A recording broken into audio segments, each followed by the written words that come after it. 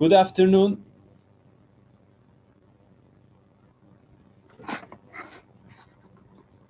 Can you hear my voice? Okay.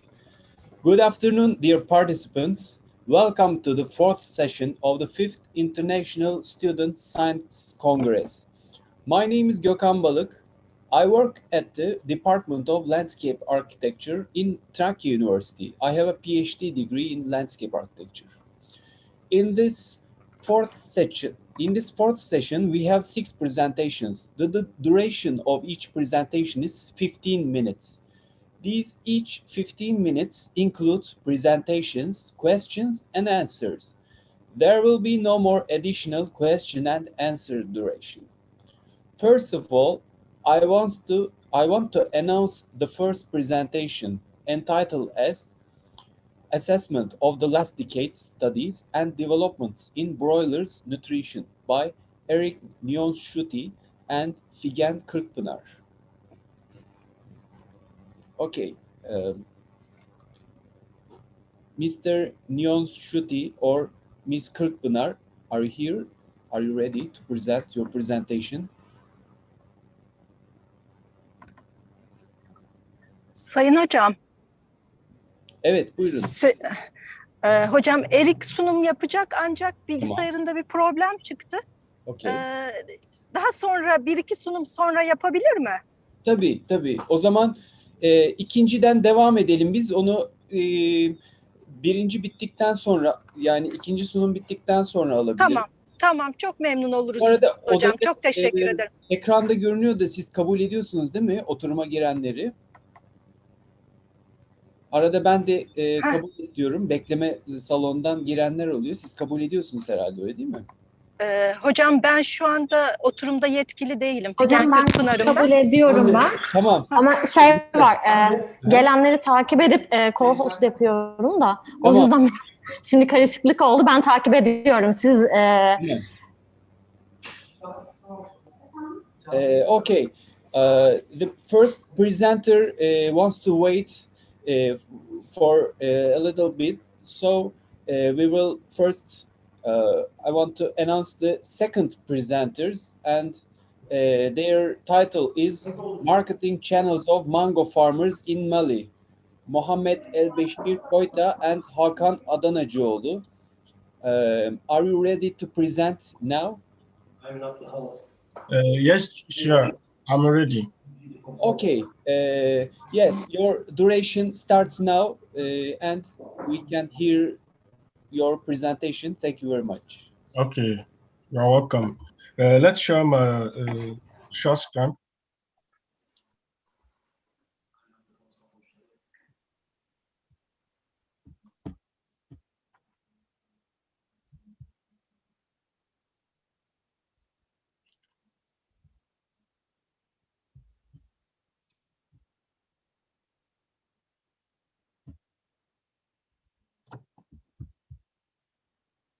Okay, sure.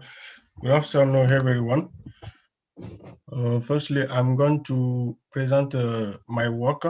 My name is Mohamed Elbeşir Koyta. My supervisor is Hakan Adanacıoğlu. My theme is a marketing channel of a mango farmer in Mali. Firstly, my continuing of my presentation is introduction, methodology, socio-economic characteristic of mango farmers in Mali, mango production and trade in Mali, marketing channels of mango in Mali, and conclusion. In Mali, where 80% of the population depends on the agriculture as a premier source of economy, more than 55% of Mali agriculture inhabitants live in rural areas. Mali's agriculture is strongly dependent on a few major crops as cereal, rice, and cotton, and then livestock. Also, the economic relies on 2 main export commodity, cotton and gold, who represent 85% of the export. Firstly, the mango tree, and the name scientific is a Mainifera indica, so common in West Africa, today is in a particularly production in Mali, a recent introduction to and development in the area. Although the mango is along with styles on of the mouth with spread free in French-speaking Africa. The mango tree is also a light price shade tree employing either to land city, stray, or in insulation or grove in area garden in public place according to rate in alt 2000 alt. Mali is among the largest mango producers in West Africa and among the fast growing mango exported in the world. The volume of the mango products is estimated at 555,000 tons by year. The mango from Mali is a market mainly in the interior of the country in Africa and in Europa, of which about 100 varieties are available. However, only 6 of them are present and exported in large quantities outside in Mali, a form of contractualization and requirement in terms of quality, quantity, and time. It is Ken, Kate, Emily, Tommy, Atney, Palmer, and Valencia. The mango is considered to be high contribution production for the Malian economy with a contribution of more than 21 billion CFA. We have methodology part. This part is focused on marketing channel of mango farmers in Mali. The secondary data were used to investigate marketing channel of mango in Mali. This study has been prepared based on secondary data. There is so no official database on both mango and other agricultural products in Mali. For this reason, previous studies were used to obtain the data of this study. Previous studies included academic studies on mango, as well as a report published by non-governmental organizations. Thirdly, socioeconomic characteristics of mango farmers in Mali. In Mali, the age of a mango producer is between 25 and 50 years, almost. Hence, most mango production in Mali is particularly handled by older producers. Also, among the actors involved in the mango production in Mali is 19.6% men. This means that his activity is largely carried out by men. Given the social status of women, we cannot own a farm. The overall educational level of mango growers is quite low, with some growers we have never been to school and others have dropped out of school, and those we have received national language education in additional has produced have an average experience of 25 years in the mango production activity and have an average of 5 hectares of mango orchard according to estimate 2020. Mango production in trade Mali. In Mali, mango production is concentrated in 3 production basins, namely the Sikasso basin with 17% of national production, following by the Kolokoro and Bamako basin, which represent respectively 11 and 19 of national production. Production is generally ensured by small owner of small orchards between 2 hectares and 3 for the most part traditional. However, for less than 15 years, there have been large orchards in the Sikasso region, ranking in size from 15 to 100 hectares. We can also see the table of mango production in the area production mainly by hair in Mali. As we can see that the production in area by product in Mali are shown in table 1. In 2019, we can see that the production in a mango in Mali is increasing by 840 and then 2019-20. Mali has tripled its mango export in the last decade. Mali export today 70,200 tons of mango to Europe in 28. Mostly the export to Europe were made to France and the Netherlands. However, Mali's large export marketing are Burkina Faso, Gabon, Ghana, Mauritania, Morocco, Niger, and Senegal. The total mango export was 22,240 tons in 28 total mango export. That means 8.9 billion. It means 13.155 million in dollars.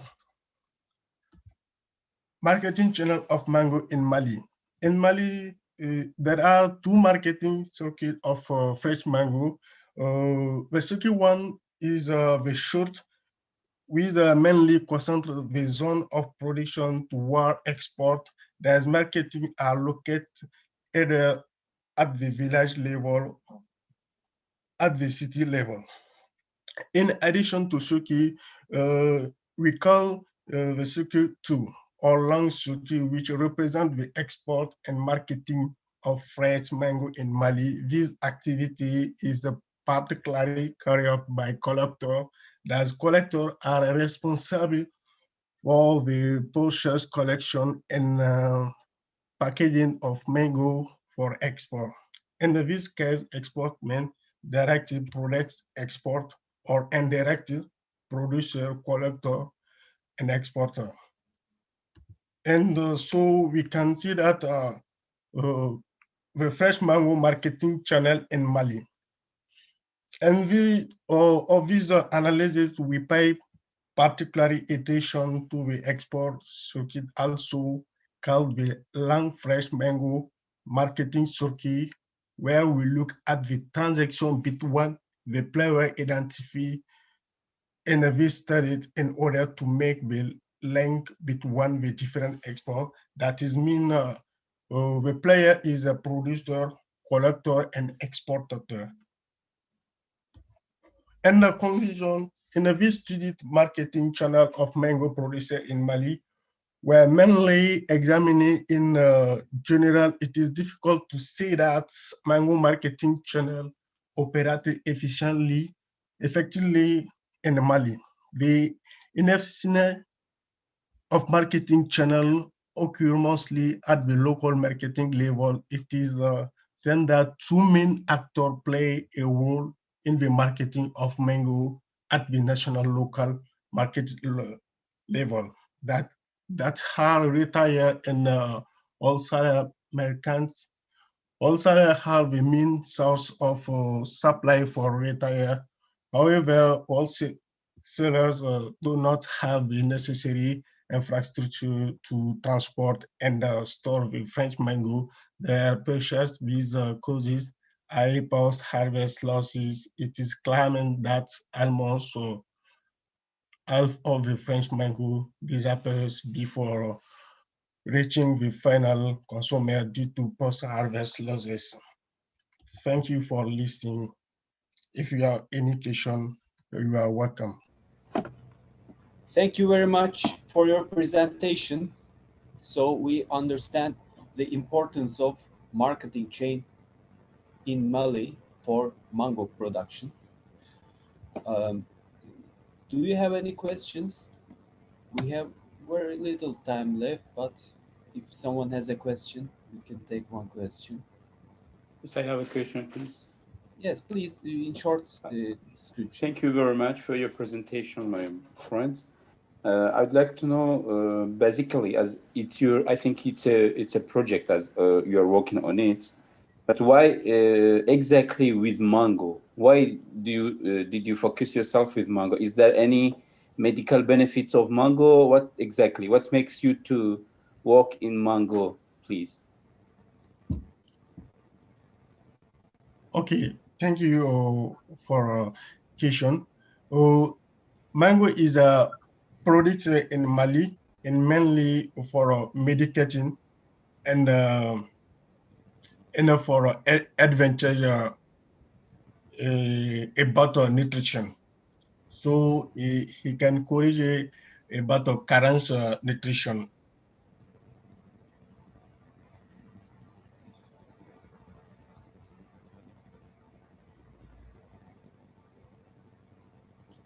Thank you. Okay, thank you. Thank you very much. And Mr. Eric Nyonshuti, are you ready for your presentation? For the first presentation that we skipped. Eric Nyonshuti hazır mı acaba? I think it's not ready. Okay, now we're skipping, moving on with the third presentation. Consumer perception of ready-to-eat fruits sold in Ogun and Lagos, Nigeria during the COVID-19 pandemic by Wasiu Ayodele Abibu et al. Are you ready to present? Coming.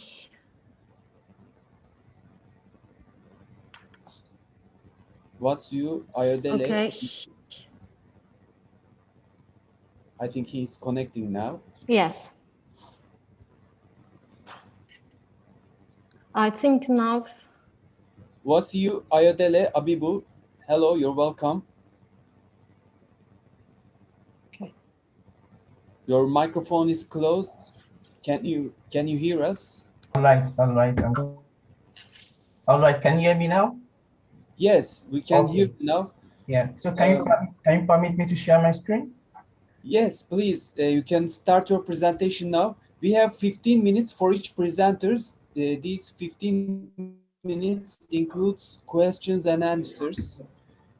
Okay. We got a delay for 4 minutes. All right. At the beginning. Okay. I'm coming.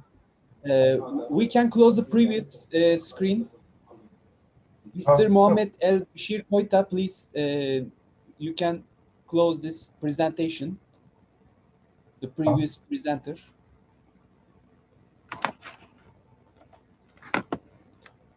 Stop participants. Okay. All now right. You can share your screen, please. Okay. Thank you. Okay. Yeah. So can I go on? Yeah. Yes. Yeah. Okay. Please.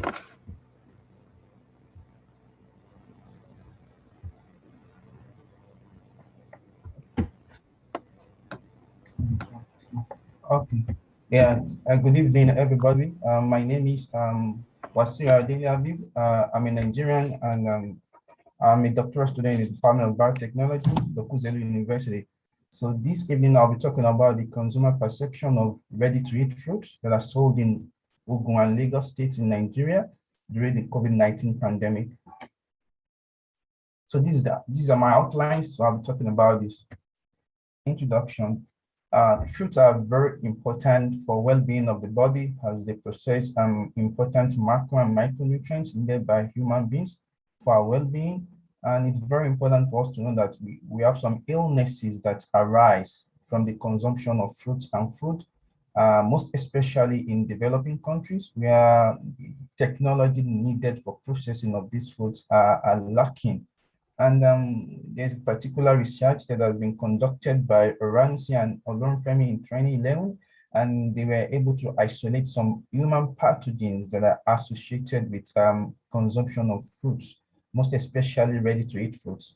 When we talk about ready-to-eat fruits, it implies fruits that are nylon packed fruits that are cut into pieces and packaged in nylon. So this is affordable by majority of the populace. So it's very easy to find them in markets.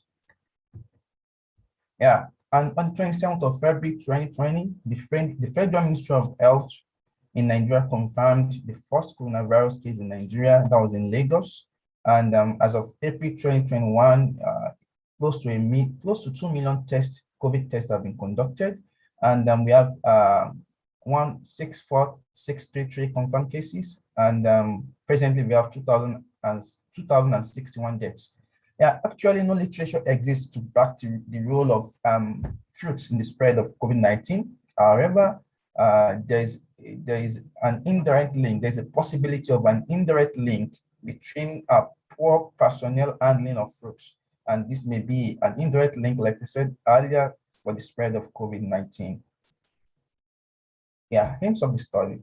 Yeah, the present study tries to take a look at consumer perception of RT fruits that are sold in Lagos and Ogun State in Nigeria during the COVID-19 pandemic, and likewise between January and March 2021 via an online survey.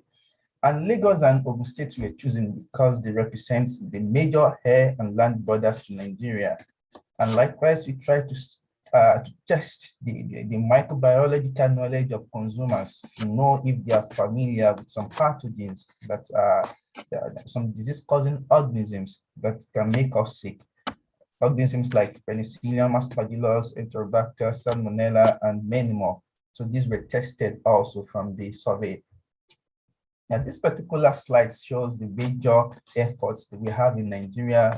The ones in white are the major international airports, while the ones in blue and violet are the other airports, that the local airports we have in Nigeria. Like I said earlier, Lagos was chosen. It represents the major route for air travel into Nigeria. And this particular slide shows the major land borders we have in Nigeria. And we can see in this particular slide where we have Ogun State, it shares a border with Benin Republic. So that's why I decided to make use of Ogun State and Lagos. Ogun is for land border, while Lagos is for the air travel. Yeah, this particular slide shows what I'm talking about. That's the ready-to-eat fruits. We can see this is pineapple that has been cut into pieces and nylon packed. And this is watermelon that has been cut into pieces and nylon packed also. And likewise, you have a mixture in this particular one.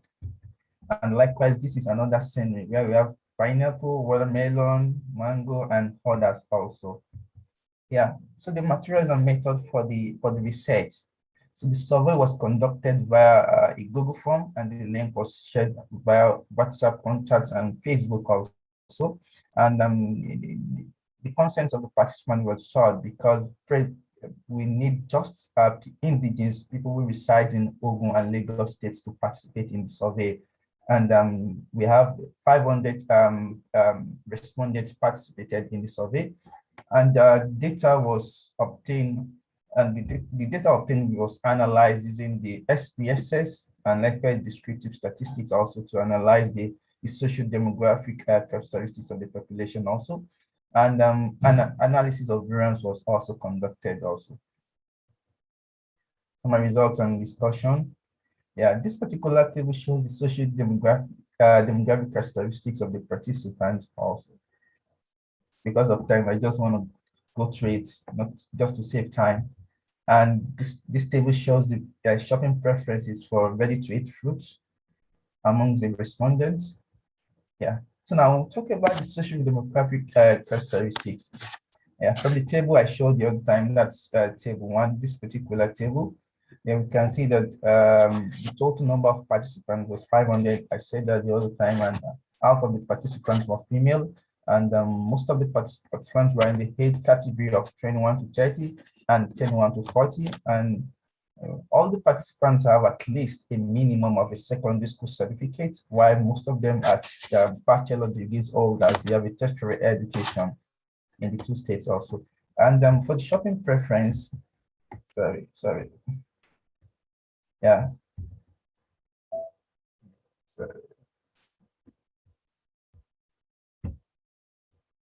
Yeah, for the shopping preference, all the participants indicated that they ate one or more red to eat fruits before the COVID-19 pandemic, and most of them, almost 344 of 500 stated that they had selected how to eat fruits at least once in a regular week, while 156 ate it at least once in a month. And the fruits are mostly purchased from street hawkers and vendors also, and likewise from food stalls. And the more than half of the participants claim that the pandemic has influenced their shopping preferences because they are of the opinion that taking fruits it boosts one immunity, and it's a kind of a prevention against COVID-19 also.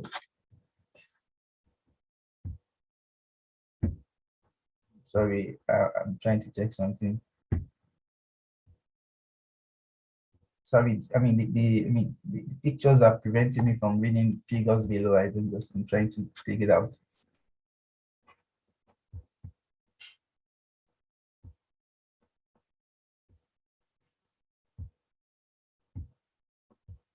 Okay. Okay, yeah, I'm okay now. Yeah. So now for this particular table shows the hygienic measures of consumption on RTE fruits before and during the pandemic also. And likewise, this table shows the mean scores of the hygienic measures that are taken by the consumers before and during the pandemic also.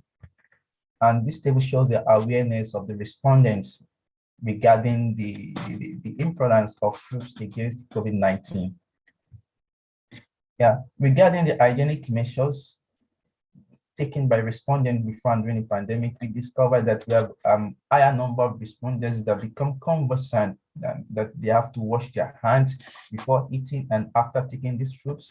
And likewise, there was also an increase in the number of respondents that feel that it's very important for them to take care of, to undergo an hygienic practices when they take this fruit also.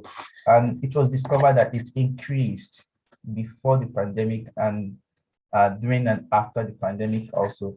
And for the relevance of the fruits in the control of COVID-19, we can see this in table 5.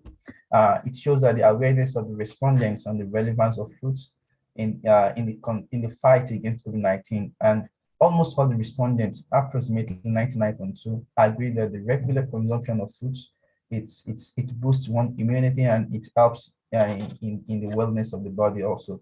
And likewise, all the respondents they are aware that consumption of fruits help the immunity, and it contains the necessary vitamins needed to fight against COVID-19. And more so, like approximately 90% of the respondents were also aware that consumption of fruits contributed to people's recovery from COVID-19 infection. This slide shows the awareness of safety of RTE fruits for consumption. We feel that it's very important for us to test the consciousness of our respondents regarding how safe these fruits are. And from this, we discovered that almost 90% of the respondents were aware that RTE fruits are easily contaminated by microorganisms, and that consumption of these fruits could lead to foodborne infections such as diarrhea.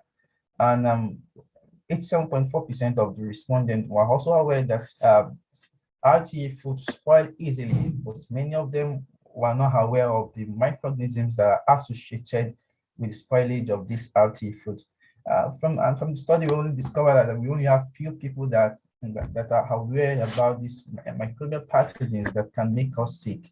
And from the study, we discovered that some are aware of organisms like Escherichia coli, Pseudomonas, Clostridium, Corynebacterium, and Aspergillus, Saccharomyces, Rhizopus, and Penicillium, which have fruit spoilage organisms also. And however, almost 75% of the respondents agreed that RTE fruits are safe for consumption, but are not fully aware of the pathogens that may be associated with these fruits. My conclusion: this study has contributed to the behavioral changes that came with COVID-19 pandemic. The COVID-19 pandemic has showed a significant dynamic in the consumption of RTE fruits in Nigeria, especially in Ogun and Lagos states, which are two major states that are very important to Nigeria because of the air and the land borders it shares. And likewise, the data generated also revealed a notable perception of consumers in their precautionary measures to prevent the contamination of the RTE fruits with COVID-19 virus, such as washing of hands before and after handling RTE fruit. This is because a lot of consumers don't wash their hands. They feel it's safe for consumption, but when the COVID came, they have to wash their hands every time before picking and after taking this fruit also. And finally, however, as the COVID-19 pandemic is still ravaging the world, it's essential to conduct a confirmatory research of our results in larger population studies. Like I said earlier, there is no direct link that tells us that fruits are related with COVID-19 spread, but we feel that they may be an indirect source for the transmission due to behavioral and unhygienic practices by fruit handlers. So these are my selected references. Thanks for listening.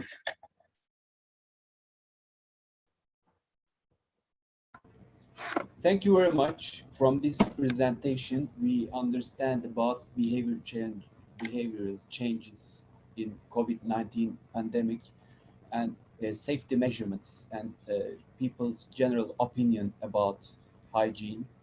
And now, if we can take one question, if you have any questions.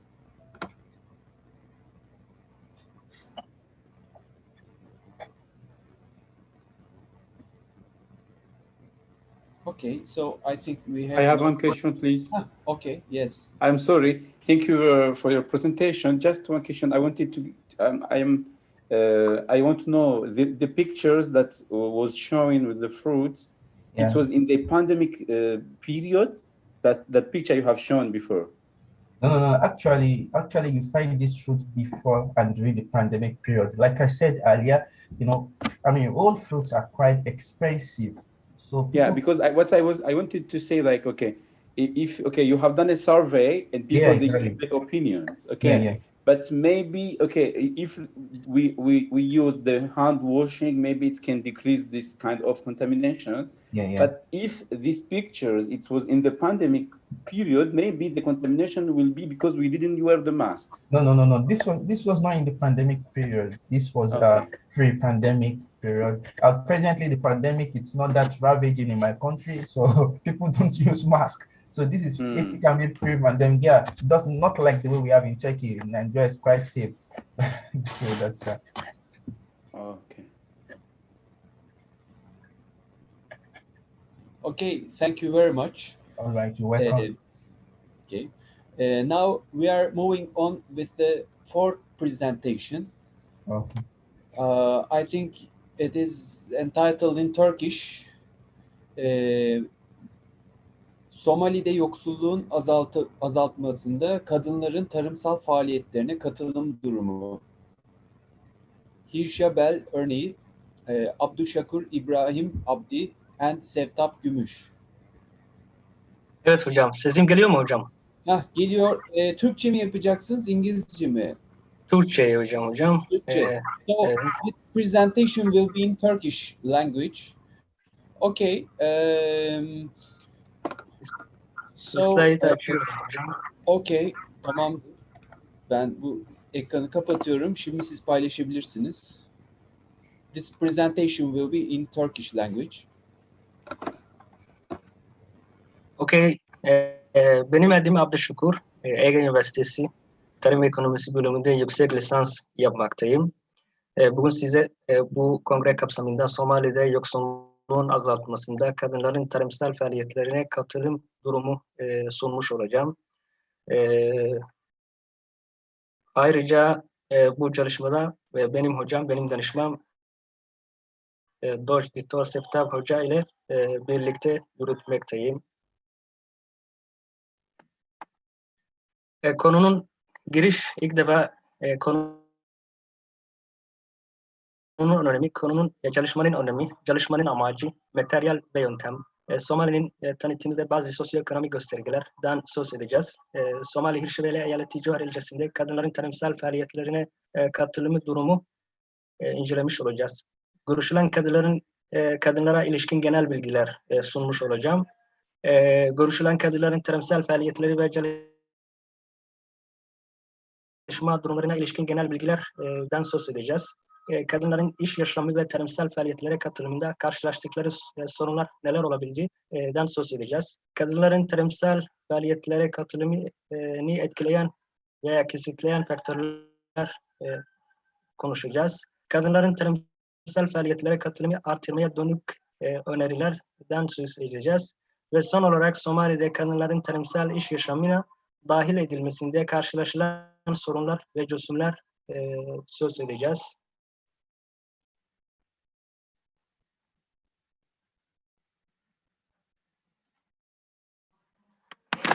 Tarım birçok Afrika ekonomisinin temel gıda ve geçim kaynağıdır ve özellikle Sahra Altı Afrika'da gayri safi yurt içi hasılanın büyük bir kısmı oluşturmaktadır.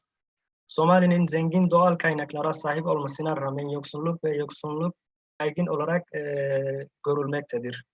2018 yılı itibariyle ülkede nüfusun yarısından fazla kadınlar oluşturduğu görülmektedir, söylemekteyiz.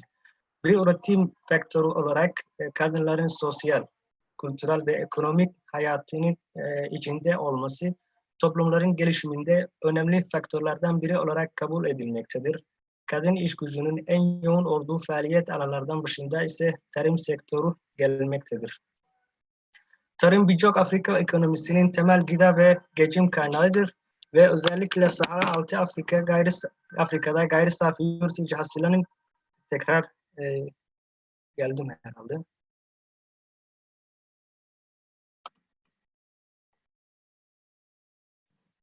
Evet. Ancak kadınların iş gücüne katılım oranını etkileyen sosyoekonomik ve kültürel nedenlerle tarımsal faaliyetlere önemli katkı sağlamalarına rağmen görünmez konumundadırlar. Bu nedenle Afrika ülkelerinin gıda talebi ihtiyacının karşılanması ve kapasitelerinin artırılmasında kadınların rollerini tanınması ve toprak mülkiyet hakkına, kredi olanaklarına, yayın hizmetlerine ve kooperatiflere üyelik haklarının verilmesi gerekmektedir. Bilindiği üzere kırsalda yaşayan kadınların tarımsal üretime katılma biçimleri toplumun kültürel yapısı ve ekonomik ve sosyal gelişme düzeyi ile yakından ilişkidir. Bu kapsamda yapılan bazı araştırmalar kadınların özellikle kırsal alanlarda tarımsal faaliyetlerde gıda güvenliğinin sağlanmasında önemli bir rol oynadığı göstermektedir. Ancak kadınların tarımsal üretim faaliyetleri ve gıda güvenliği önemli katkı sağlamalarına rağmen Somali'de de olduğu gibi görünmez konumundadırlar. Çalışmanın amacına bakacak olursak, bu çalışmada Somali'de yoksulluğun önlenmesinde kadınların sosyoekonomik durumları ile tarımsal faaliyetlere katılım durumlarını incelemesi amaçlanmıştır. Bu çalışmada materyal ve yöntem, ikinci kaynakların yanı sıra Somali Hirshabelle Eyaleti Cevher ilçesinde kadınlar ile yüz yüze yapılan anketlerden elde edilen verileri oluşturmaktadır. Araştırmanın yürütüldüğü Hirshabelle Eyaleti Cevher ilçesinde toplam nüfusu 47 bin kişi olup 26 bin kişi kadın oluşturmaktadır. Ve araştırma kapsamında görüşülen kadın sayısı oransal örnek hacmi formuyla hesaplanmıştır. Oransal örnek hacmi formu kullanarak yapılan hesaplama sonucunda 96 anket yapılmasına uygun görülmüştür. Ancak koşullar nedeniyle 4 tane anket iptal edilmiştir. Somali'nin tanıtımına bakacak olursak Afrika'nın en doğu yer alıyor. Cephe ülkeler veya komşu ülkeler Cibuti, Etiyopya ve Kenya olarak olduğu görmekteyiz.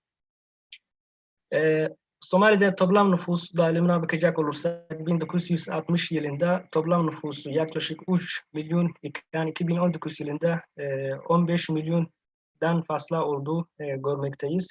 Kent nüfusu ise 1960 yılında yaklaşık yarım milyon olurken 2019 yılında 7 milyondan fazlasında olduğu görmekteyiz.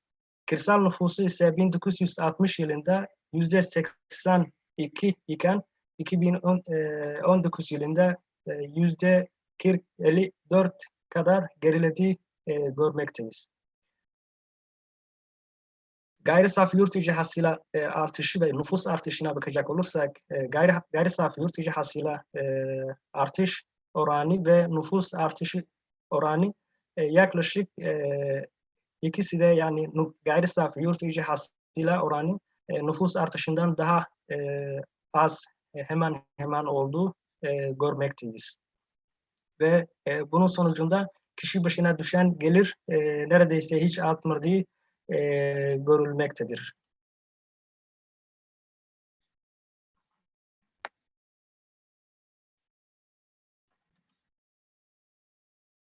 Evet. Somali Hirşveyli Eyaleti Cağar ilçesinde kadınların tarımsal faaliyetlerine katılım durumuna bakacağız şimdi. Görüşülen kadınların çoğunu okur yazar olmadığı görmekteyiz. Yaş olarak 21-30 aralarında en çok olduğu görmekteyiz. Ve medeni olarak ise evli en çok olduğu görülmektedir.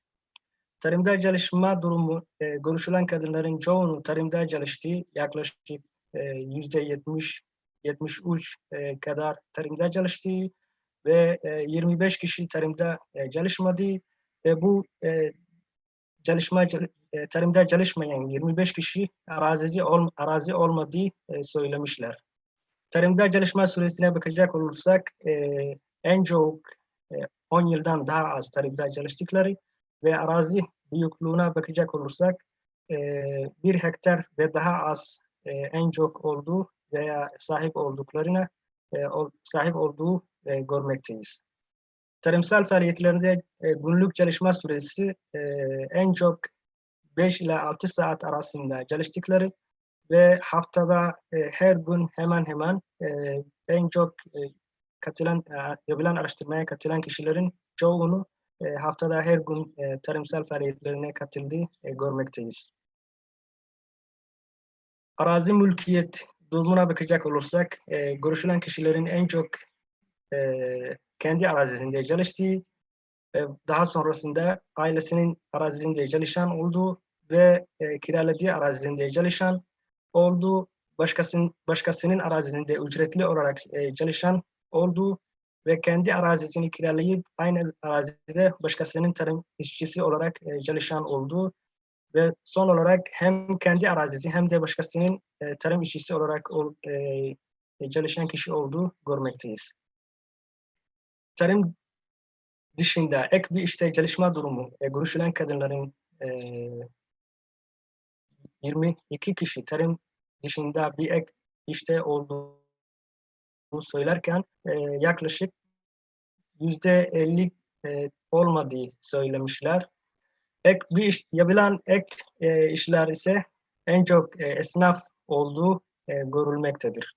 Görüşülen çiftçilerin çalıştığı tarımsal faaliyet bitkisel üretim, hayvansal üretim ve hem bitkisel üretim hem de hayvansal üretim yaban olduğu görmekteyiz. Bitkisel üretim en fazla üretilen ürünler mısır, susam, sebze ve meyve, fasulye, yer fıstığı, pirinç, tatlı patates gibi ürünler olduğu görmekteyiz. Kadınların en fazla katıldıkları tarımsal faaliyet sorulduğunda toprak hazırlığı, ekim ve dikim, sulama gibi söylerken en az katıldığı tarımsal faaliyet ise ürün işleme olduğu görülmektedir. Deve, kumes hayvanı ve küçükbaş hayvanı ve büyükbaş hayvanı gibi hayvanlar olduğu veya varlık olduğu görüşülen kişilerin hayvansal varlığı olduğu görmekteyiz. Görüşülen kadınların kooperatife üye olma durumuna gelirsek yaklaşık yüzde veya herhangi bir kuruluş, dernek veya kooperatife üyelik durumu evet diyen kişi sayısı 6 iken hayır diyen kişi sayısı 86 olduğu görmekteyiz. Ve bu 6 kişi tarımsal kalkınma kooperatifi ve zararlardan korunma kooperatifi olarak söylediler. Görüşülen kadınların çalışma ve sosyal hayata katılım ile karşılaştıkları zorunlar, evdeki işler sadece kadınların bakması, erkeklerden daha düşük ücret ile çalışması ve en fazla hiçbir sorun karşılaşmıyorum gibi yanıt verdikleri görmekteyiz.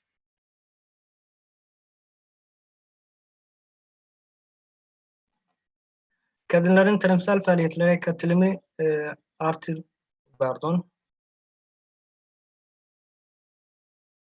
tarımsal faaliyetlerine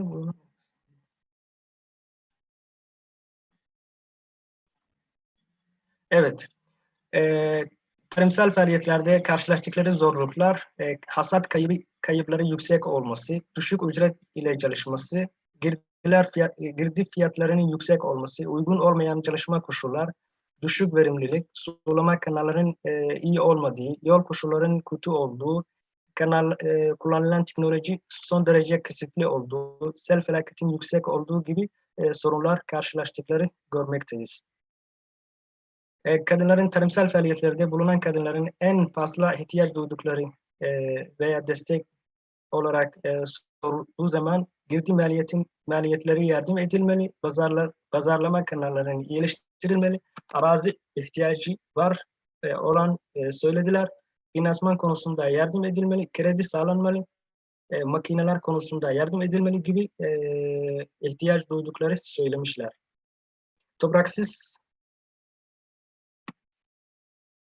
kadınların tarımsal faaliyetlere katılımını artırmak için öneriler, topraksız kadınlara toprak verilmeli, üretim, alet, ekipman desteği verilmeli, pazarlama kanallarının iyileştirilmeli, girdi desteği verilmeli, çiftçi kadınlar eğitim alması sağlanmalı, kadınlara yönelik okur yazar oranı artırılmalı gibi öneriler söylemiş oluyoruz.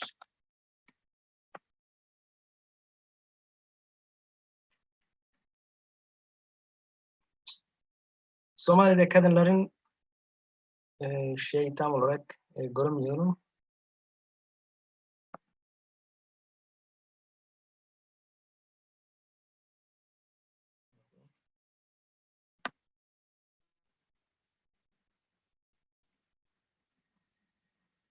Somali'de kadınların tarımsal faaliyetlerinde var orada, ekran olarak bir şey var. O yüzden yazıyı tam okuyamadım.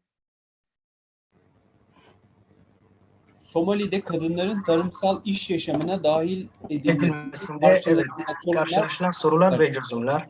Tarımsal üretiminde her aşamasında bulunan kadınların eğitim olanaklarından büyük ölçüde yararlanmaması ve erkeklerden daha düşük olması görülmektedir. Kadınların iş yaşamına dahil edilmesine yönelik olumsuz toplumsal yargılar bulunduğu gözlenmektedir. Kadınların çalışma yaşamında yer alması kendisinden karar değil, erkeğin kararına bağlı olabilmektedir. Kadınların tarımsal iş yaşamına dahil edilmesinde karşılaşılan en çok sorunlardan biri de cinsiyete dayalı ücret eşitsizliğidir. Kadınların erkeklerden daha az ücret ile çalışılmasıdır. İşe alınma konusunda kadınlar eşitsizliklere uğramaktadırlar ve erkeklere göre daha az işlerde bulunmaktadırlar. Kadınların çalışma hayatına girmesini sağlayacak faaliyet alanlar açılmalıdır. Kadınların eğitime erişmesi, kırsal alanlarda eğitim ve eğiticilerin bulunması ile mevcut sorunlar çözülmelidir. Kadınların eğitim eksikliğinin giderilmesi sadece kadınların eğitim seviyesini yükseltecek değil, aynı zamanda kadınların erkekler arasındaki eşitsizliğinin giderilmesinde katkı bulunacaktır. Somali'de yoksulluğun önlenmesinde kadınların sosyoekonomik durumları ile tarımsal faaliyetler katılımı durumlarına incelenen bu çalışmada kadınların büyük bir çoğunu yaklaşık %73 tarımsal faaliyetlerine katıldığı görülmektedir. Çalışmadan elde edilen verilere göre kadınların çoğunluğunu yaklaşık %94 kooperatife üye olmadığı tespit edilmiştir. Kooperatif kırsal alanlarda üretimin artması, yoksulluğun azaltması ve kadınların güçlendirilmesi en önemli araçlarından biridir. Bu doğrultuda bölgede kadınlara yönelik kooperatifçilik konusunda eğitimler düzenlenmeli. Çalışmadan elde edilen verilere göre kadınların büyük bir oranla yaklaşık %44 okur yazar olmadığı sonucuna varılmıştır. Bu doğrultusunda okuma yazma becerisi kadınlar kazandıran eğitim ve kurs olanakları geliştirilmeli. Çok Tarımsal pardon. Süreniz bitti aslında. Hemen toparlayabilir misiniz? Evet, hemen toparlıyorum hocam. Son slide bu. Tarımsal faaliyetlerin her aşamasında bulunan kadınlara yönelik yayın ve eğitim çalışmaları artırılmalı. Ve son olarak bölgede kalkınmayı teşvik edecek unsurların başında altyapı gelmektedir. Koyu yolları, kanalizasyon, içme suyu ve elektrik gibi altyapı hizmetleri daha da geliştirilmelidir. Beni dinlediğiniz için çok teşekkür ediyorum.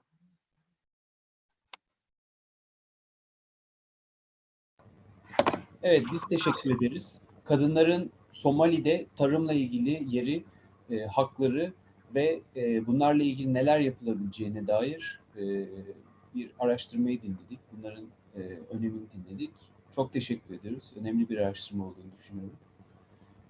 Şimdi ilk sunucumuz, ilk sunumu atlamıştık.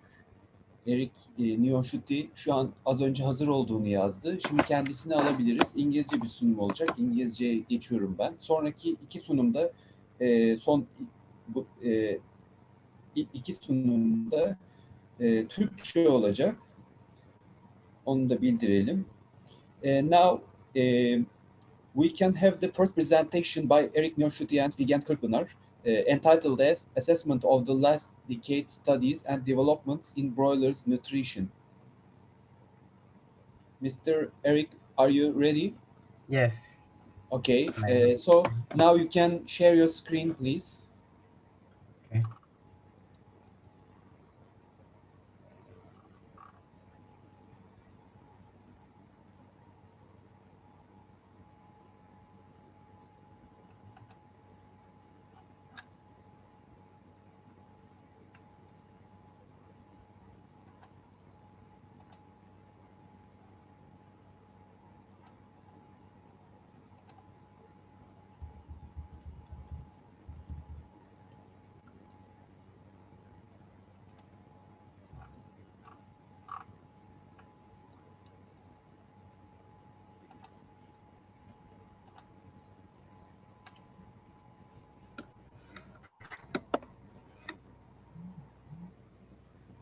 Okay, you can start.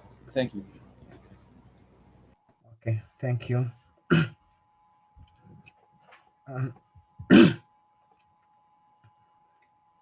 Respected teachers, lecturers, respected visitors, dear students, good afternoon.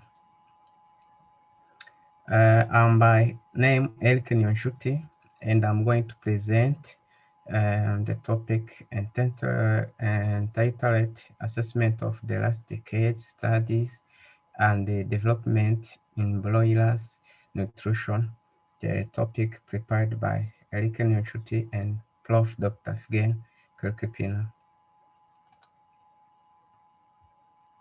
We go through introduction on the evolution of broilers, some studies and development that have been in the last decades in the broiler nutrition, and again, then we go to conclusion. As you see on these pictures, from 1957 to 2005, broilers' growth increased by over 40% with a concurrent 50% reduction in the feed conversion ratio. Modern chicken grow quickly because of they have tremendous genetic potential to grow. As you can see, from 1957 up to 2005 on this picture, there is a very big increase in broiler growth. Among the factors that affect broiler chicken growth, nutrition is the major impacting variable upon broiler productivity, profitability, and welfare. Some of the improvements that we go through one by one, but we cannot finish all of them, include improvement in feed production and also in feed quality. You know, in animal nutrition, feed account over 70% of the cost of broiler production. So in order to minimize the cost of the production, there is a challenge to produce a balanced diet at a minimum possible cost. These days, the research have been direct to the introduction of conventional feedstuffs and the inclusion of those unconventional feedstuffs in formulation systems. Also, they have an advance in quality, in feed quality and control due to the public demand of safe animal product. The modern broiler is responsive to dietary digestive amino acid density and will respond well in terms of growth, feed efficiency, and carcass component, yield to a diet properly balanced in amino acid as recommended. In this regard, the ideal protein concept has been an important progress in animal nutrition because it enables the nutritionist to immediately adjust amino acid supply that the modern animal broilers need. The concept takes lysine as the reference amino acid, and all remaining essential amino acids are related to it. As you can see on this table, lysine is taken as a reference number element amino acid and is given 100. So the others are calculated based on the reference amino acid. For example, recommended digestive freezing requirement for meat chicken during 1 to 21 days, 22 to 42 days, and 43 to 56 days are 1.070, 0.865, and 0.745% respectively. So if it's just a simple mathematical calculation, then you will get the amount needed for lysine up to varying. The undersupply of nutrient leads to depressed growth. If you give a broiler chicken a minimum amount of amino acid, it will not grow well. But if you oversupply also, you will lose, it will not be able to digest or convert all that amino acid into animal product. Then there will be a loss of nutrient and also a loss of money, even a contamination of the environment. I'm sorry, you have 3 minutes left. Okay. There have also improvement in mineral and vitamin feedings. There have been also improvement in water in the litter management. They have also improvement in feed conversion ratio of the broiler, as you can see from 1985 up to 2010. There have been a very big improvement. There have been also improvement in feed form and feed pelleting. And the researchers suggest that pelleted feed have better results in terms of broiler growth and also the quality and the use and better usage of the feed resources. There have been also need to use feed additives to enhance the growth and utilization of feed resources by the broiler chicken. They have also improvement in feed supplying, especially how a shift from automated feeding system to from a manual feeding system to an automated feeding system. They need to, we are now working on the precision feeding, which require the feeding exact amount of nutrient to a specific broiler chicken. There will be also improvement in feeding birds that are under heat stress. There have been, those are the main measures to mitigate or to better feed animals that are under heat stress.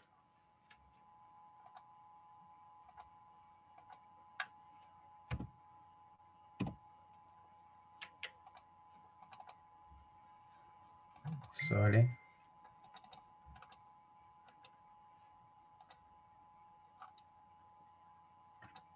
Then to conclude, future broiler nutrition studies are going to be continued on the plane of economic criteria, determination of alternative feedstuffs and their cultivation, production of new feed additives, sustainability, and food or product quality. However, broiler nutrition studies are expected to contain not only pure and applied nutrition, but also to enhance and to enlighten some discussed issues such as to support animal welfare, consumer health, and ecological equilibrium. Thank you for your kind attention. Thank you very much. We understand about the broiler nutrition studies, their importance, and the animals and the missing part of the studies. Thank you very much. So now, is there any questions?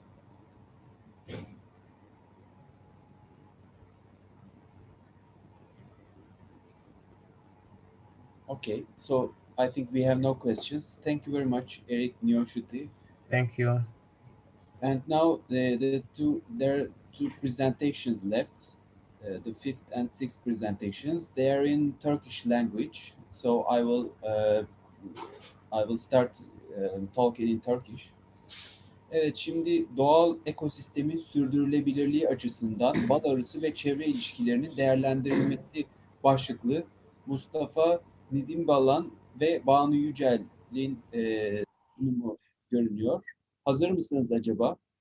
Mustafa Bey veya Banu Hanım? Yes, hello, good afternoon. Merhaba. Yeah, it's Mustafa Nimbalan. Yeah, sorry, it's gonna be in English, not in Turkish. Okay, so it will be in English. Okay, your duration starts now, so you can share your screen and start presenting your presentation. Okay, thank you. Thank you.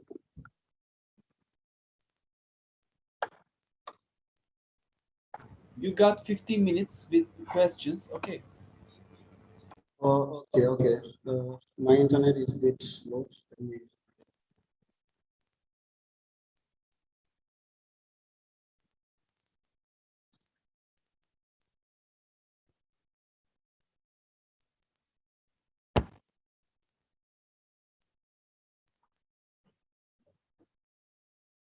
Is my screen on? Yes, now we can see your screen. Okay, a minute.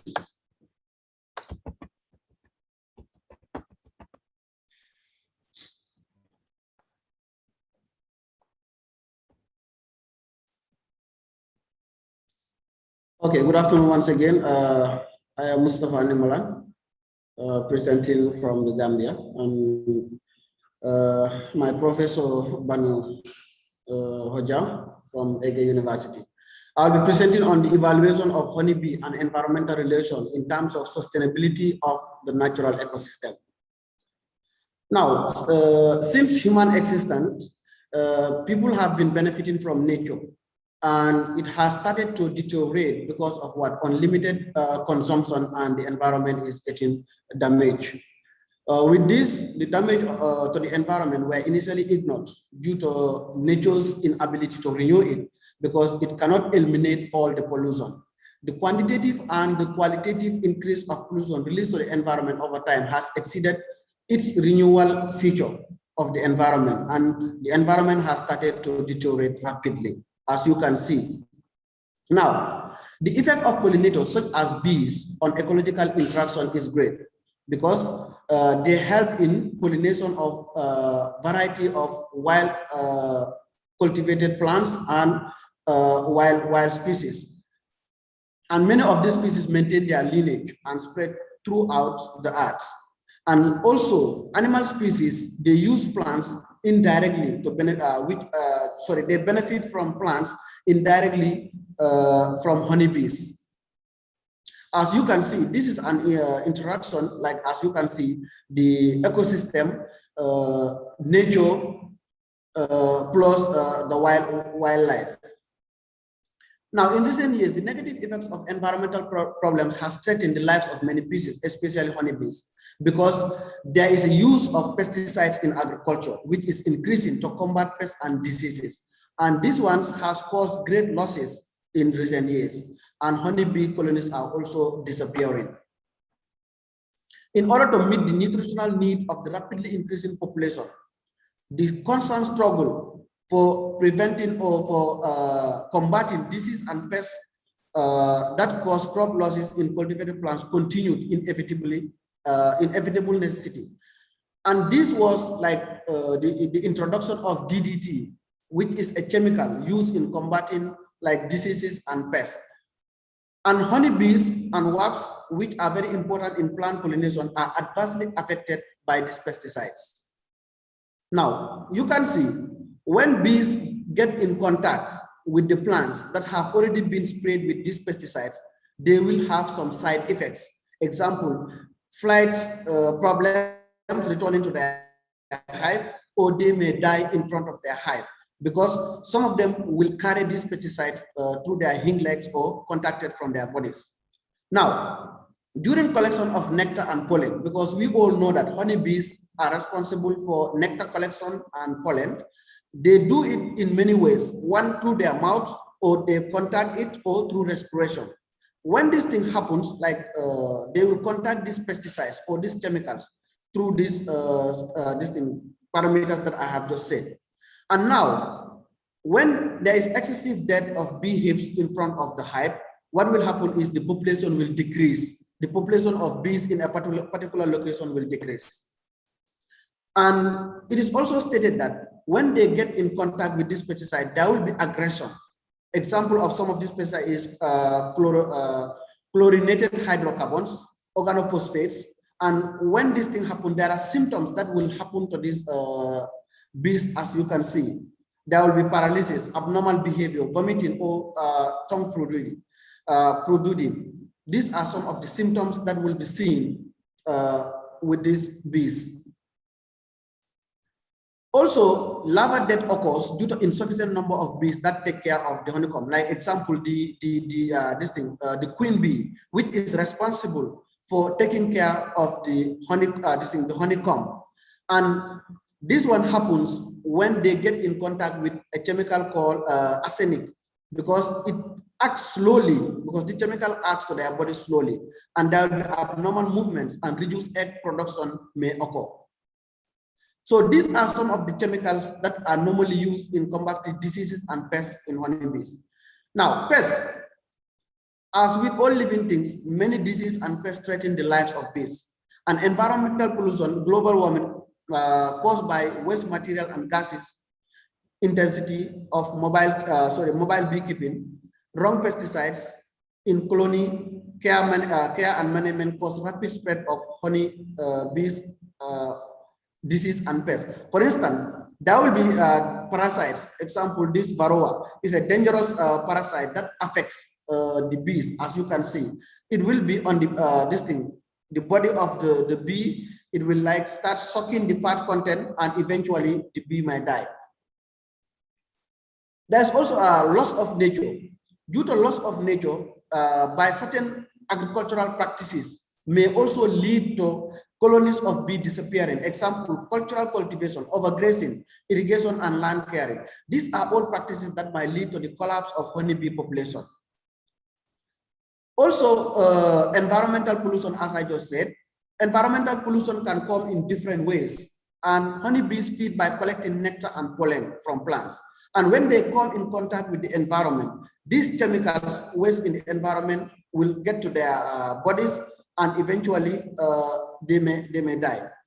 And some of this environmental pollution generally are from like fumes from industry, gases emitted from vehicles, drugs used in pest control in agriculture, as I mentioned before. And when these are absorbed and stored by plants in the environment, bees will also get in contact with these plants and they will absorb it, and eventually they will also transmit it to the honey, and eventually humans also will consume it, meaning that there is a transmission of effects from the plants to the bees and to the human population, which is very dangerous. Now, one of the most important consequences of air pollution, most of which is caused by urbanization, like that is movement of people from one place to another, industrialization, energy generation, all these causes pollutants, is that also heavy metal pollutions. Now, heavy metal pollution in the atmosphere caused by chimney and exhaust gases has brought various adverse effects to humans, as I just mentioned before. Not only the the vegetative organs, but also the generative organs of the plant. Like as you can see here, when there are heavy metals like from the soil, when acidification occurs, it will be absorbed by the roots, transmitted through the xylem and to the vegetative part of the plant. And the plant, when the bee get in contact with the plant, they will also get contracted with these chemicals or these pollutants. Since bees collect pollen of different types of flowers, the heavy metal present in excess within the plant causes an increase in concentration of toxic heavy metals in the body of the bees, as I have just mentioned. As you can see from here, this is from the manufacturing industries, heavy metal emission. There will be direct contact to the plants and indirect exposure to the hives, or it will be direct exposure from the factory to the hives. Now, chemical waste generated by industrial fertilizers and urban areas, like they cause soil acidification, as I just mentioned earlier, pollution of existing and potential underground and surface water resources. Then there will be decrease in biological activities and adversely affect soil structure. When the soil structure is affected, this substance causes plants not to benefit from nutrients in the soil sufficiently and decrease their productivity. So when plants' productivity decreases, it will not only affect the animals or the bees, but human population as well, because we benefit also from plants. Now, another important problem for bees is what? It originates from what? Foreign honeybees, like bringing bees from one place to another. Like example, genetic breeds or imported breeds of bees from one place to another, like bringing it from Gambia to Turkey or Turkey to Gambia. There will be a problem because those bees, there will be competition with the native bees, competition for nesting, competition for plant resources, competition, and also mating. So these also might carry pathogens and cause genetic opponents by mating with native ecotypes. Global warming, which is a great concern to the whole world. Now, it is a concern in the next century, and it will cause the behavior and lifestyle of many animals will change, including bees. And it is also mentioned that much information about how bees will react physiologically and adapt to these changes to the environment is not well known. But we know that global warming generally affects bees indirectly by changing their environmental conditions. The most important effect of global warming on nature is the changes it causes to the climate. And when the changes happen to the climate, there will be changes in the characteristics of the environment, obviously. And when the changes of the characteristics of the environment also occurs, it will indirectly affect the behavior of the bee communities living in that ecological environment. Because we all know, like if your environment where you live, your house or your environment, something changes, it will also affect you indirectly. And eventually what will happen, you might leave that place or you might renew it. Now, changes that will occur in the vegetative cover as a result of global warming will force bees communities that interact with the vegetation to change negatively, as I just mentioned.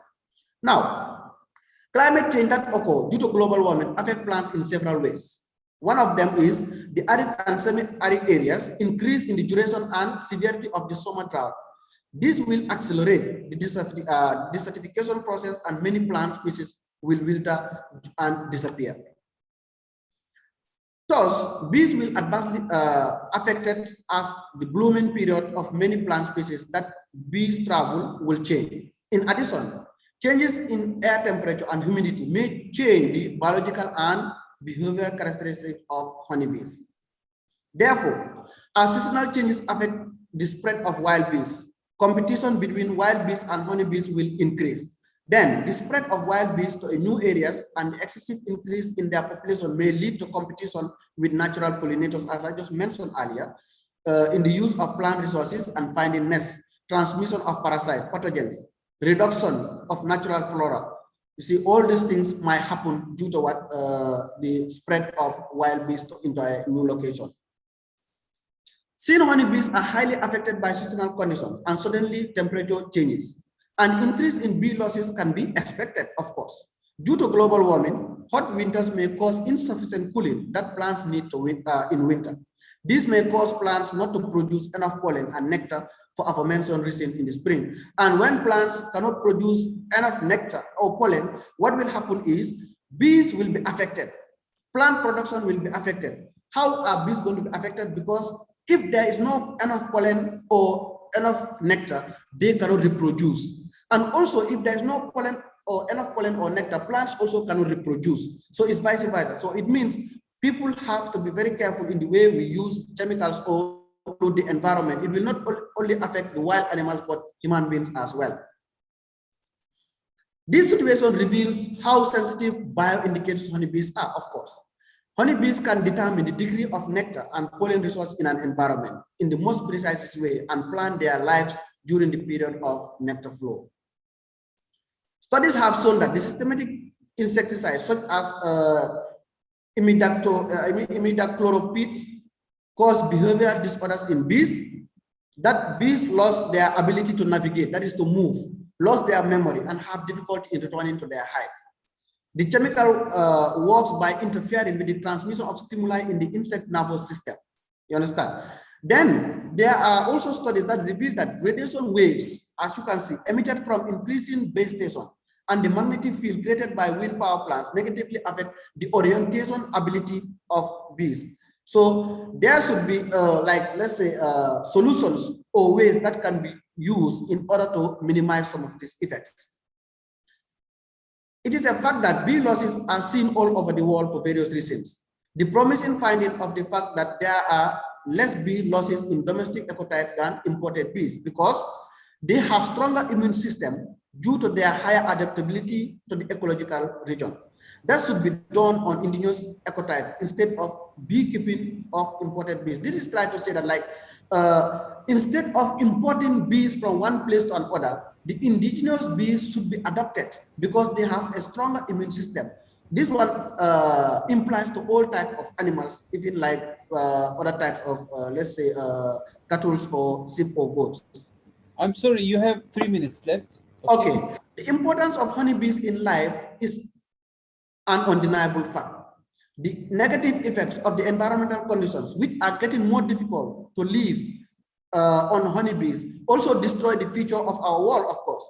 Ensuring the continuity of honeybees life cycle, which has very important economic and biological contributors to our lives, require efforts to minimize environmental problems. Therefore, for a sustainable life, honeybee does not need us. As long as we can be content with what nature has given us. Unless it interferes with nature, real sustainability will be achieved. Therefore, we have to protect the nature, to protect the honeybees, protect our plants, and protect our future generation. If this is done, then it will be a vice versa. It will be important for the honeybees, important to the plants and the human population. On that note, I thank you all for your kind attention. Thank you very much for your presentation. So we understand about the importance of honeybees and their environmental relationships. Also, I want to state that Albert Einstein also has a quote, or there are two quotes that are linked to Albert Einstein. He said that if the bee disappeared off the surface of the globe, then man would only have 4 years of life left. No That's more right. bees, no more pollination, no more plants, no more animals, no more man. That is very right. If bee disappears from the surface of the earth, man would have no more than 4 years to live. So this is a very important subject. Yeah, that is right. Thank you. Thank you. Are there any questions? Any question?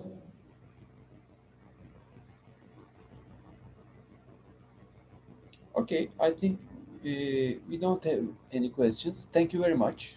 Okay, okay. Now we are moving on with the sixth and last presentation. It's entitled in Turkish, Hidroponik Topraksız Tarım, Gıda ve Tarımın Geleceği.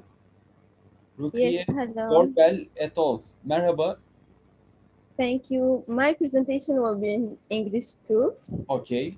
Thank So you very much. You can share your screen and start presenting. yeah, thank you.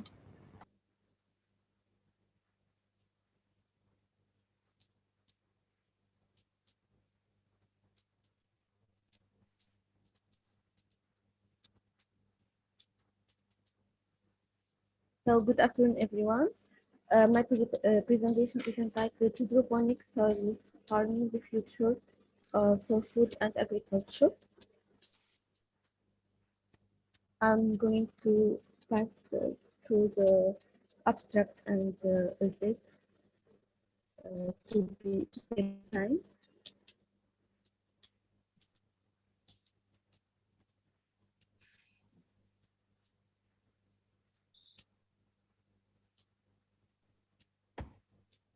So to start, for the introduction, water scarcity, nutrient depleted soils, and pollution continue to be a major challenge worldwide. The global population is expected to reach approximately 10 billion people by 2050, and it's estimated that by this time, 66% of the world's population will live in urban areas. So this growth increases the demands for fresh products to ensure a healthy population, and these products are losing quality and nutrition along the way, and also to reach the consumers, they are losing quality and nutrition, and they are requiring a fossil fuel, which costs a lot for transportation and storage. That's why solar systems offer an important alternative to soil cultivation in case of soil and water issues like water shortage or salinization. After the introduction, I will start with explaining a bit more about soil systems, which are soil systems. The three main soil systems are liquid hydroponics, solid media culture, and aquaponics. The diversity of these techniques makes soil culture adaptable to very dissimilar situations. As shown in the first photograph, hydroponics can further be divided into open system and closed system. As it's shown in photo number 2, also the open system where the surplus nutrient solution is not recycled, but in closed systems, the excess flow of nutrition from the roots is collected and recycled back into the system. The second solid media culture system, it can also be divided in open and closed, but the difference is that in this system, several substrates can be used, such as perlite, vermiculite, coconut oil. The third one is aeroponic. This system enables the maximum utilization of space plants to plant grow more plants. And before the system, the roots are suspended and sprayed every 2 to 3 minutes, as shown in this photograph.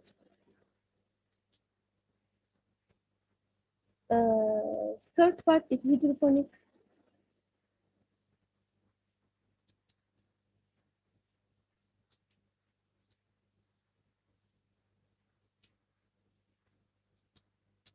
hydroponic system designs and technology. When we are looking to create or use a hydroponic system to grow plants, there is a variation of a hydroponic system, but I'm going to mention only three of them, the most important ones. First of all, deep flow technique, DFT. Deep flow technique, also known as deep water technique, is the cultivation of plants on floating or hanging supports, like shown in this photo, where the depth of the solution can reach 10 to 20 centimeters. This type of system needs to be monitored to maintain the necessary water level, electrical conductivity, and pH and dissolved oxygen levels. The DFT system also requires a large amount of water. The second system is a nutrient-free technique, NFT. The NFT technique is used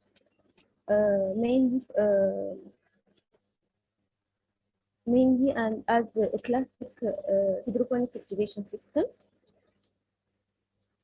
where the nutrient solution flows along circular tubes with 1 to 2 centimeter layer of water. The recirculation of the nutrient solution and the absence of substrate represent one of the main advantages for this technique. And as an additional advantage it has a great potential for automation to save on labor costs. The third system is aeroponic. The aeroponic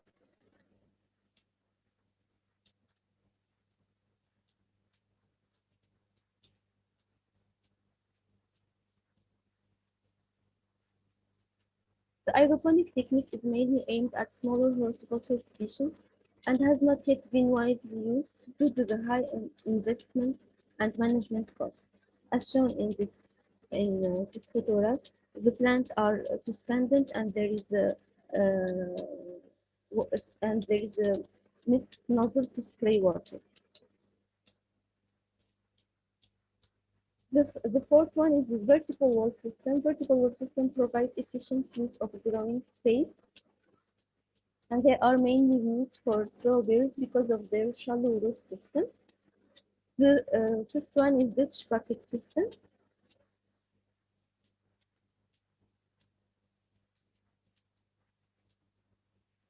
The Dutch bucket system is a low footprint type of drip system where the buckets are connected through an irrigation line that pumps water and nutrient solution from the system's reservoir. This system is ideal for crops like tomato, which they don't need continuous water flow. For the nutrient management, in hydroponics, plants are not grown in soil, so required nutrients must be delivered directly to the watering solution to enhance the growth of the plant. Among the essential nutrients, we have nitrogen, phosphorus, potassium, calcium, magnesium.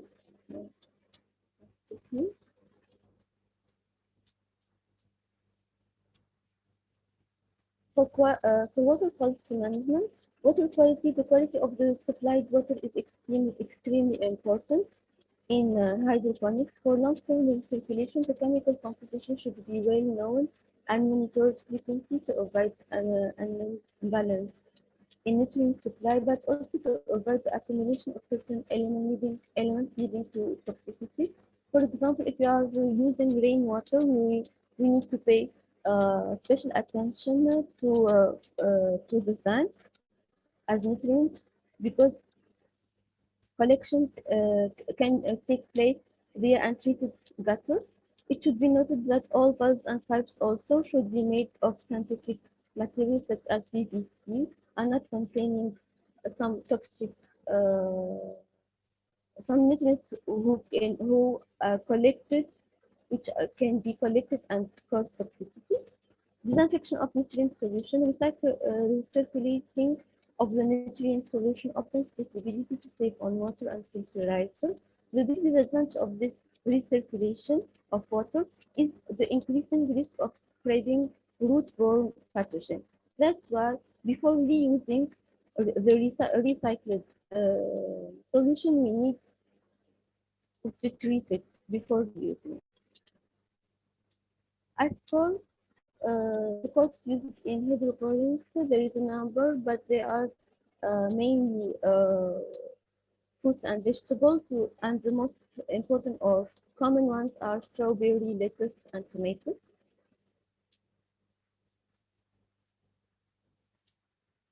Focus and benefits of hydroponics.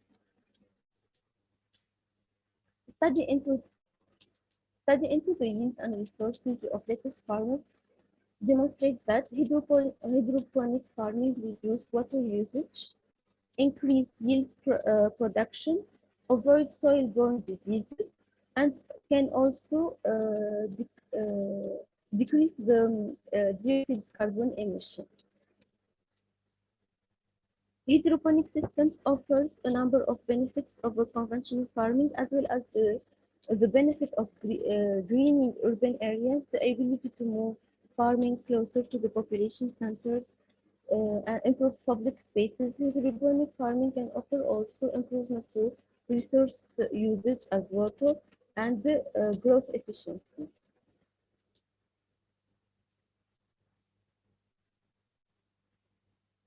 To show some hydroponic system application, I want to mention that there is a new indoor vertical farm, which is going to be the world's largest hydroponic farm to open in Dubai, which is a collaboration between Emirates. As an example, it's a collaboration between Emirates Fly Emirates Catering and a basic company. This farm is the equivalent of 900 acres of farmland, with a total production of 5.3 tons of leafy green every day that will be served on 105 airlines and in 25 airports lounge in Dubai Airport. This is under construction part. This photo can show some examples of hydroponic systems, like solid media culture system for lettuce production. These are nutrient-film techniques for strawberries and rich bucket systems for tomatoes. As conclusion, hydroponics has the potential to completely change the way our food is grown, making a positive difference for the world. The water in a hydroponic system is recirculated and has minimal losses, whereas typical farming practices have leakage of water into the soil and a greater amount of storage. That's why hydroponics provides a way to grow food and minimize water usage. Another thing, also nutrients are applied to the closed system, so there is no nutrient loss caused by leakage into the ground. That's why hydroponics reduces the pollution of lakes and rivers, creating better water quality compared to land usage for agriculture. Hydroponics also can be much more space efficient than typical farming methods and can grow products in large cities that lack space for growing plants. And since there is often limited space available and open land farming methods can endanger surrounding water system, hydroponics is a potential solution to food insecurity as well as water scarcity.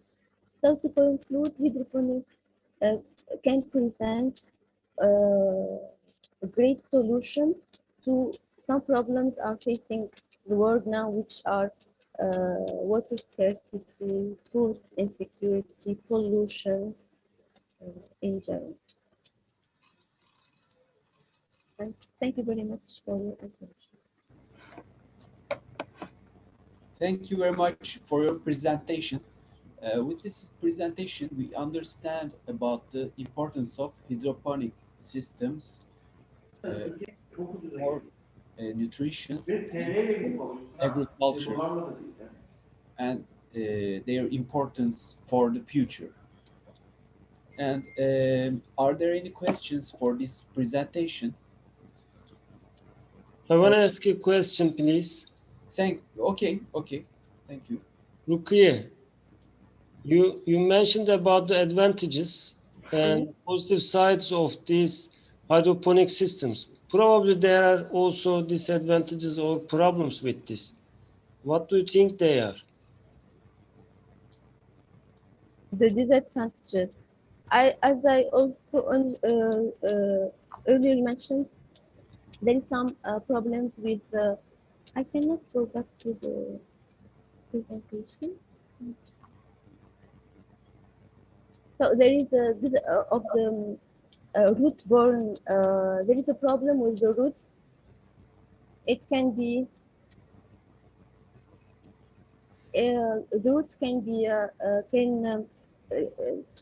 can collect pathogens and fungus. So this is a main problem. Pathogens. Like what? The pathogens. Yes, fungus. The water, if there is stagnation of the water and the water is not treated and reused, there is a problem of. But it has a solution which we can use disinfection product to make it to reuse the solution. Okay. Okay. Thank you. Are there any other cons or negative properties like being expensive or something like this? Maybe of course, this kind of application can be done in two ways. This type of hydroponics can be even made in rooftops in a simple way with PVC tubes, and there is type of hydroponic system which are more sophisticated with environmental controlled environmental condition where they put certain type of light, a certain type of nutrients for more for big production systems. But this type also can be made in rooftops, in gardens. It's not very expensive. If you wanna make something sustainable or not expensive, you can do with hydroponics.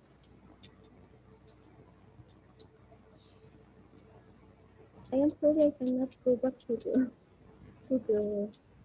Okay, thank you. Are there any other questions to Ms.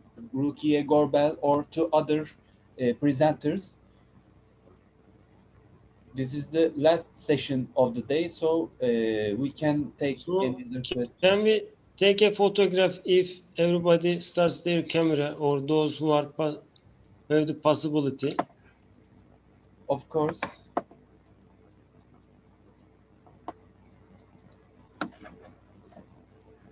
Abdüşakur, Beşir, Sana, can you start your camera, please? Please turn on your cameras so that we Okay, I can am take taking a the photograph. photo. Teşekkür ederim hocam. Ben teşekkür ederim hocam. Çok sağ olun. Ayşe hocama da ayrıca teşekkür ederim daveti için. Onur duydum. Gökhan hocam çok teşekkür ederiz. Ben çok teşekkür ederim Ayşe hocam. Onur duydum. Hocama da teşekkür ederiz. Değerli katkıları için. Katılımcılarımıza da ben teşekkür etmek isterim. Katılımıyla kongre yarın oturumlarımıza devam ediyoruz. Oturumuzu tamamlamış olduk. Hepinize iyi akşamlar diliyorum ben de. Teşekkürler. İyi akşamlar hocam. Teşekkürler hocam. Hayırlı uğurlu olsun inşallah. Teşekkür ederiz hocam. Sağ olun. Kolaylıklar dilerim. Sağ olun. Görüşmek üzere hocalarım. Hoşça kalın. Görüşmek üzere. Sağ olun.